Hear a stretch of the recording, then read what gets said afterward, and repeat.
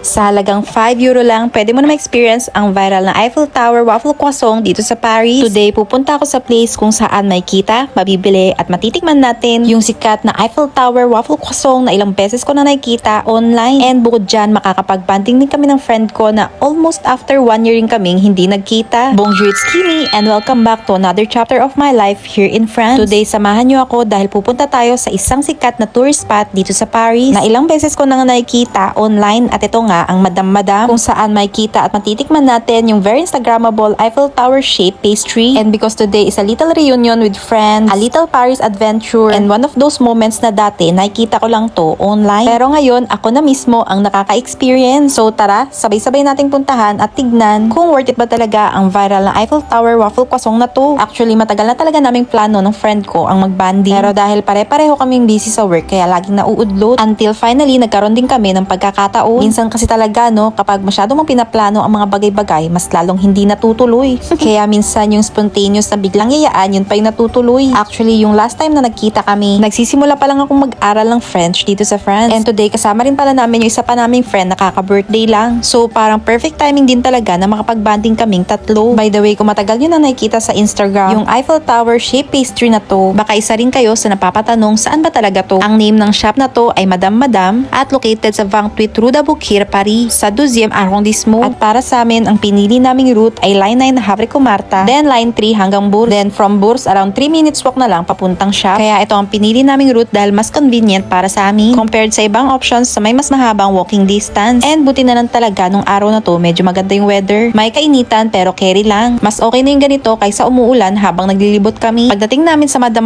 meron nga siyang pila. And take note, weekday pa to. So imagine niyo na lang kung weekend pa to. And habang nakapila kami, may mga customers din na patuloy dumarating. Kaya kung pupunta kayo dito, especially kung weekend, just prepare yourselves for a little waiting time. Pero hindi naman boring ang paghihintay kasi habang nasa line ka, unti-unti na rin nilang pinapasa yung menu. Kaya habang naghihintay, nakakapag-decide ka na rin kung anong gusto mong orderin. And once turn mo na, dun ka na makakapag-decide kung anong preferred mong orderin. May tablet na provided para dun o order. Then after that, payment sa cashier, then wait for your order. Pero one thing na dapat yung malaman, na take out focus talaga yung place na to. Kasi maliit lang yung shop, kaya limited lang yung seating. May ilang spots inside, pero kapag crowded, hindi talaga siya yung place na uupo ka na matagal at magre-relax. Kaya ang ginawa namin, order muna, then picture taking agad while waiting.